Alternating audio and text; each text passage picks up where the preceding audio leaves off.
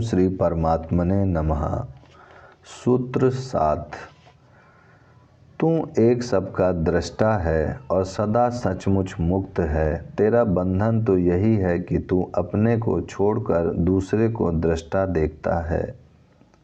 इस सूत्र में अष्टावक्र जी अद्वैत को प्रतिष्ठा देते हुए द्वैत धारणा को भी बंधन का कारण मानते हुए जनक से कहते हैं कि यह आत्मा ही परमात्मा है, यही ब्रह्म है, दोनों भिन्न नहीं है, एक ही है।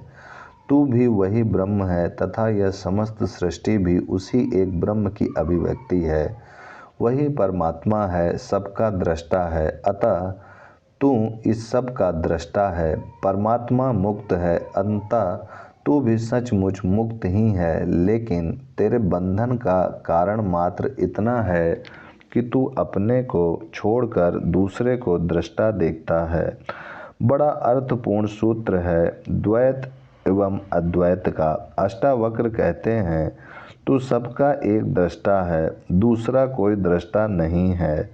द्वैतवादी धर्म कहते हैं कि ईश्वर व मनुष्य भिन्न है, परमात्मा व आत्मा भिन्न है। ईश्वर व सृष्टि अलग अलग है। ईश्वर करता है, उसने सृष्टि बनाई, वह आसमान में स्वर्ग में कहीं बैठा है, वहीं से समस्त सृष्टि का संचालन कर रहा है। सब उसकी मर्जी से उसके आदेश अनुसार हो रहा है।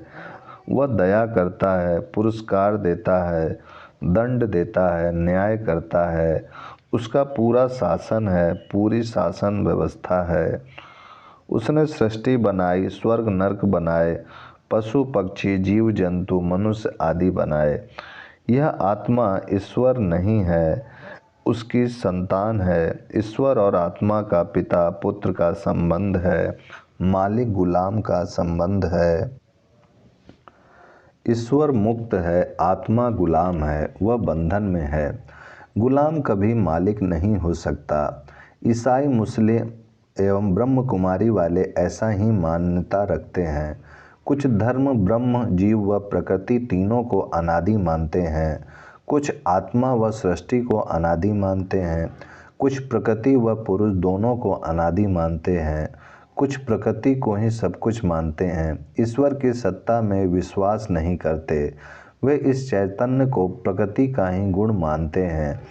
ऐसी विभिन्न मान्यताओं के बीच अष्टावक्र बड़ी निर्भीकता से यह घोषणा करते हैं कि यह चैतन्य आत्मा ही ब्रह्म है, इससे भिन्न कोई ईश्वर नहीं है। यह आत्मा ही एकमात्र दृष्टा है, साक्षी है।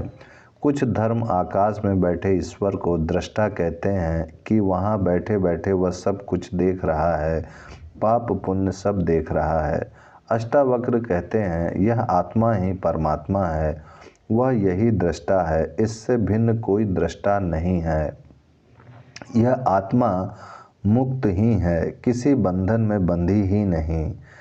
वे आगे जनक को कहते हैं कि तेरा बंधन यही है कि तू इस आत्मा के अलावा दूसरे को दृष्टा देखता है। जब दूसरा मौजूद है तो बंधन हो ही गया।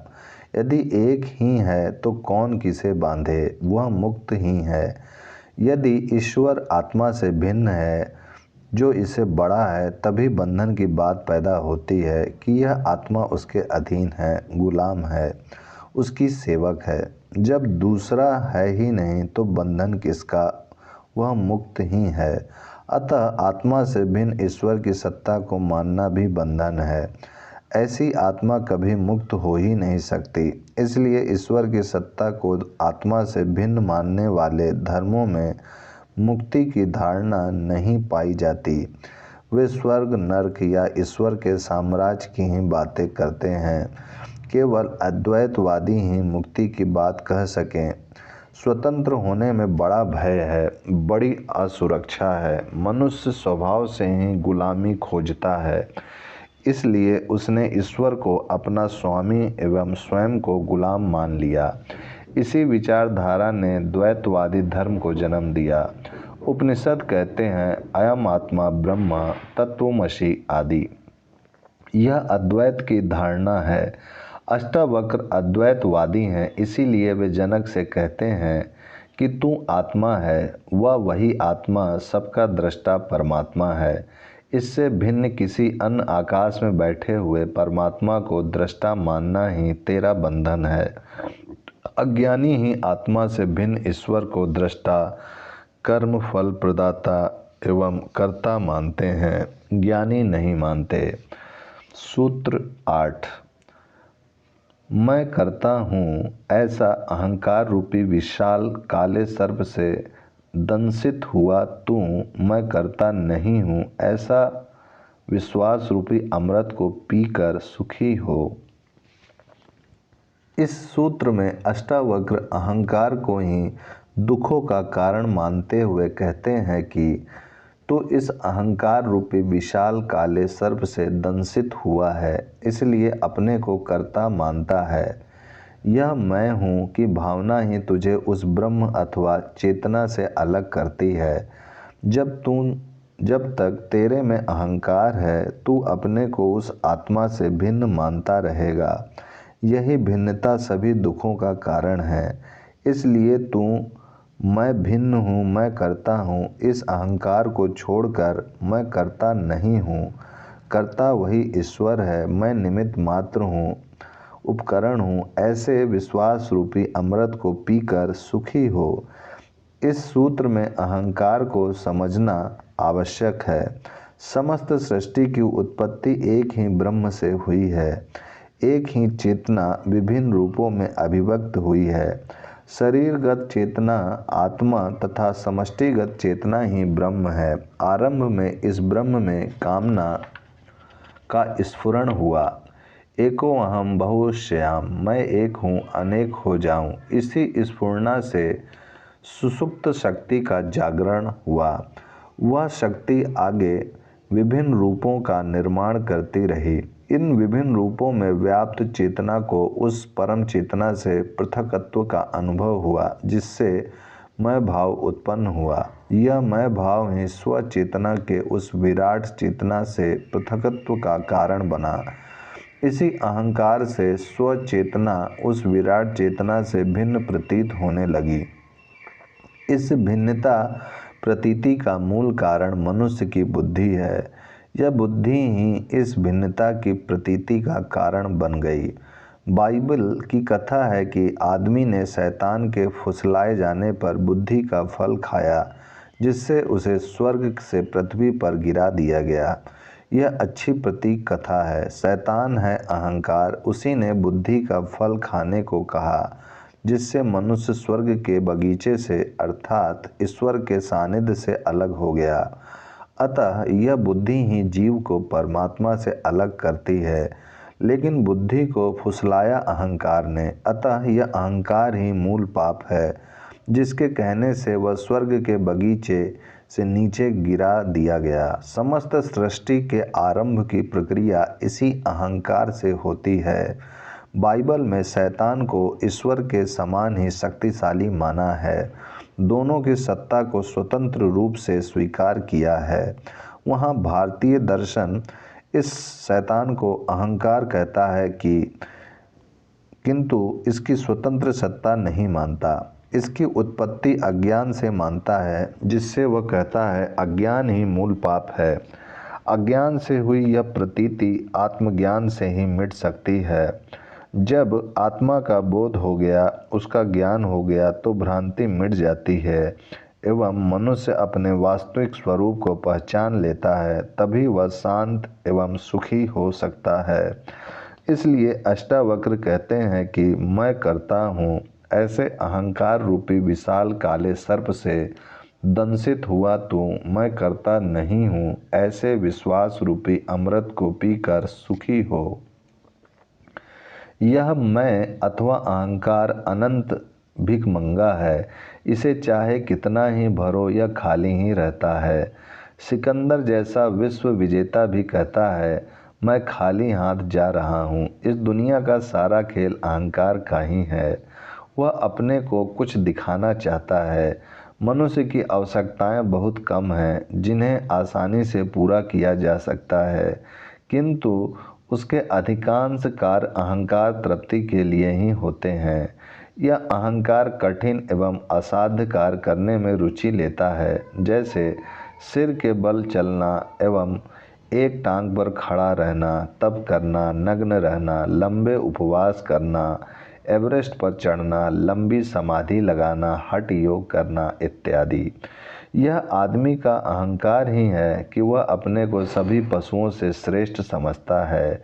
इस अहंकार ने ही पृथ्वी को समस्त ब्रह्मांड का केंद्र माना, अपने को देवताओं की संतान माना, हमारा देश महान, हमारा धर्म महान, हमारी जाति महान, मैं महान आदि सब अहंकार की ही घोषणाएं हैं। यह अहंकार एक रोग है जो जीवन में सिखाया जा रहा है। ये शिक्षण संस्थाएं, समाज सभी सिखा रहे हैं। अहंकार के अतिरिक्त जीवन में और कोई बोझ नहीं, कोई तनाव नहीं है, ना कोई बंधन है। अहंकार हमेशा चाहता ही है, देता नहीं है। देने वाला निरहंकारी हो जाता है। यह चाह ही दुख का कारण है। जितना चाहोगे जीवन में उतना ही दुख होगा।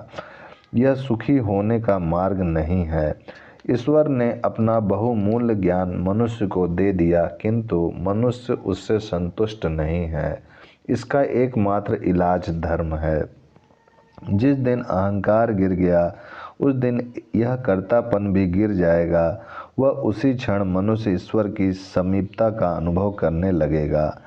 अहंकार साहस व शौर्य दिखा सकता है, तपस्या कर सकता है, भूखा रह सकता है, एवरेस्ट पर चढ़ सकता है, राजनेता बन सकता है, किंतु वह समर्पित नहीं हो सकता, भक्त नहीं बन सकता।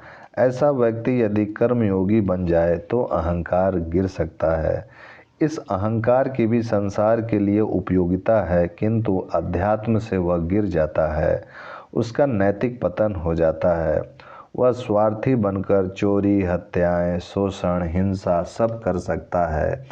ऐसे अहंकारियों ने अपनी अलग ही दुनिया बसा ली है, जो इस अध्यात्म की दुनिया से सर्वथा भिन्न है।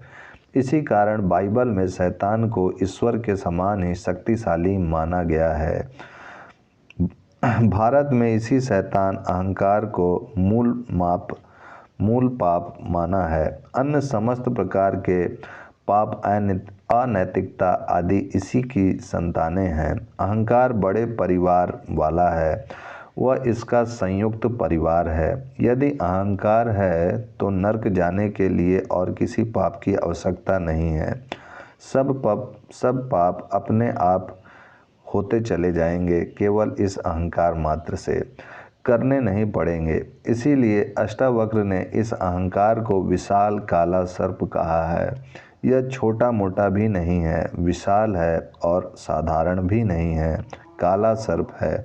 साथ ही अष्टावक्र केवल इस बीमारी का निदान ही नहीं करते, बल्कि इलाज भी बताते हैं कि इस अहंकार को गिराने का मात्र उपाय यह है कि मनुष्य मैं से मुक्त हो जाए। मैं करता नहीं हूँ, यह सृष्टि अपने विशिष्ट नियमों से चल रही है, परमात्मा ही एकमात्र करता है। ऐसा विश्वास पूर्वक मान लेना ही अहंकार मुक्ति के लिए पर्याप्त है। इसी से मनुष्य सुखी हो सकता है। अहंकारी व्यक्ति को सुखी करना मुश्किल है एवं निरहंकारी को दुखी नहीं किया जा सकता। अष्टावक्र इसके लिए कोई विधि, साधना, तपस्या भी नहीं बताते। वे कहते हैं, देखो इस तरह दृष्टि मात्र बदलो, पूर्ण विश्वास एवं निष्ठा पूर्वक तो निश्चित ही परिवर्तन आ जाएगा। बोध मात्र पर्याप्त है। यह गलत दृष्टि ही तुम्हारे दुखों का कारण है। गलत दृष्टि यह कि तुम अपने को उस एक अस्तित्व के साथ नहीं मानते, अपनी डपली अलग ही बजाए जा रहे हो। सह अस्तित्व को स्वीकार नहीं करते कि तुम समग्र के ही एक हिस्से हो, अलग नहीं हो। न जन्म पर तुम्हारा अधिकार है, न मृत्यु पर। बीच में व्यर्थ ही कर्ता बने बैठे हो। अष्टावक्र ने इस सूत्र में जो सार गर्भित था वह कह दिया। कोई विश्वास पूर्वक इसे अमृत के समान पी जाए तो सुखी हो सकता है। ओम शांति शांति शांति।